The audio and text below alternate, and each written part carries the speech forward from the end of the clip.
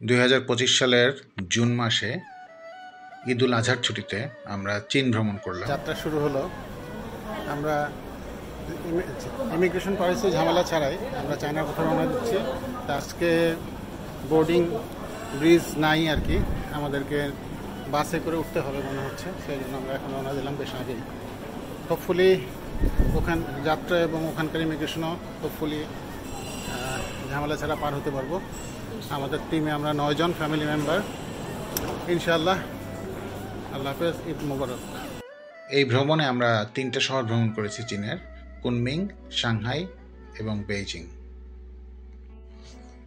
চীন ভ্রমণ নিয়ে অনেক রকম ভীতি ছিল, তার মধ্যে একটা হচ্ছে ভিসা, তারপরে হচ্ছে ওখানকার ইমিগ্রেশন, এছাড়া ভাষাগত সমস্যা, স্মার্ট পেমেন্ট সিস্টেম, এসব অনেক সমস্যা ছিল। কিন্তু সব কিছু কাটিয়ে আমরা ভ্রমণ করে আসলাম, সেটা একটা দারুণ ব্যাপার। এই ভিডিওতে আমাদের সেই ভ্রমণের অভিজ্ঞতা বা স্মৃতিগুলো ধরে রাখার চেষ্টা করা হচ্ছে। যেহেতু 8 রাত এবং 9 দিনের ভ্রমণ, কাজেই অনেকগুলো ভিডিও করা হয়েছিল, কাজেই ভিডিওগুলো খণ্ড খণ্ড আকারে বেশ কয়েকটা ভাগে প্রকাশ করা হচ্ছে।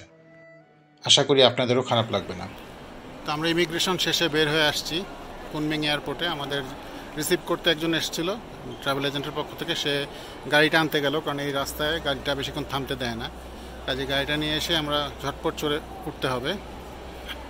যতটা বলেছিল যে বিভিন্ন ব্লগে যে ইমিগ্রেশন খুব ঝামেলা করে, এরকম কিছুই না।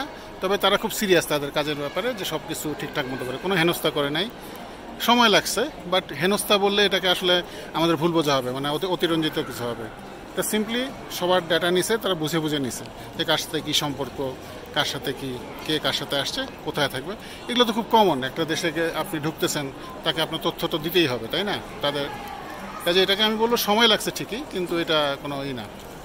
আর আমাদের সময় বেশি লাগছে কারণ আমরা উপরে পাসপোর্ট স্ক্যানিংয়ের জায়গাটা অ্যাভয়েড করে নিচে আসছি, ফলে হাতে ফর্মটা ফিল আউট করতে হয়েছে। এটা একটা বোকামি হয়েছে, ওটা করলে আমাদের হয়তো এই কাজটা আরও দ্রুত হতো।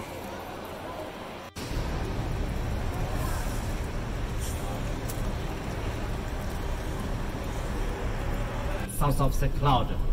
We got this name from the emperor of the Wudi in the Han Dynasty. So one day, I was a king, go outside and hunting. The hunting. Suddenly he raised his head. Then he found the clouds is very nice, but he didn't know that place name. নামবো তো, ছবিও তুলবো। You just want to stay like this one. Then go back to hotel, or you want to stop? We want to stop. If we stop, we turn around, come back, and then we walk several minutes. Because this way, let me introduce you everybody. Now you can say why it is to be our landmark. Because the western side, Ichi Mountain, east side, the Jima Mountain, and Asian time at the moment you see the river, আমাদের guide বুঝিয়ে দিচ্ছে সবাইকে। লাইটিংগুলো অসম্ভব সুন্দর এখানে। আমরা এখানে কিছুক্ষণের জন্য থামছি। এই বিল্ডিংয়ের গায়েও লাইটিং আছে।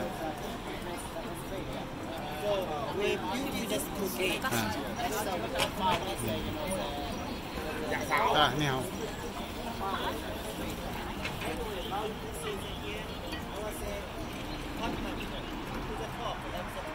সো এটার নাম গোল্ডেন জিমা অ্যান্ড বিজি, মানে পূর্ব আর পশ্চিমের দুটো পাহাড়ের নাম এটা হয়েছে যতদূর বুঝলাম।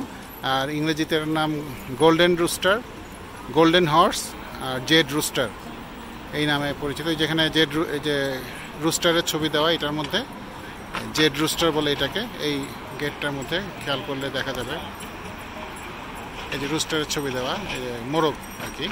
আর ওই দিকেরটা হচ্ছে গোল্ডেন হর্স। এটা একটা 3D অ্যানিমেশন চলতেছে। আমরা সেই রাত্রে আজকে প্রথম কুনমিং এসে পৌঁছেছি। আমাদের এখন রাত 8টার উপরে বাজে, প্রায় 9টার কাছাকাছি বাজে।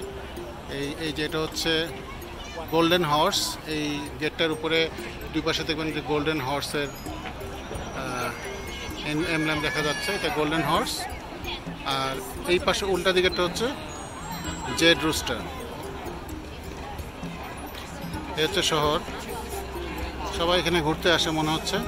এটা একটা চত্বরের মতো আর কি।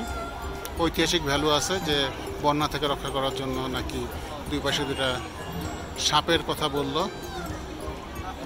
এটা হচ্ছে golden rooster, sorry jade rooster, আর ওই পাশে একটা গোল্ডেন হর্স।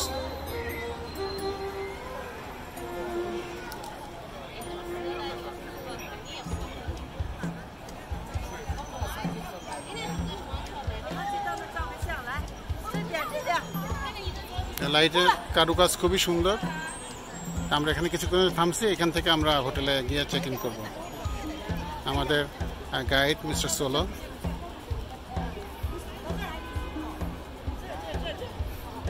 আমাদের লোকজন সবসময় ক্যামেরার দিকে পেছন দিয়ে থাকবো।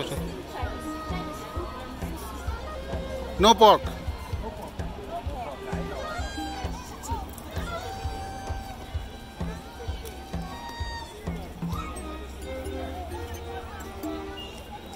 হ্যাঁ লাগবে লাগবে।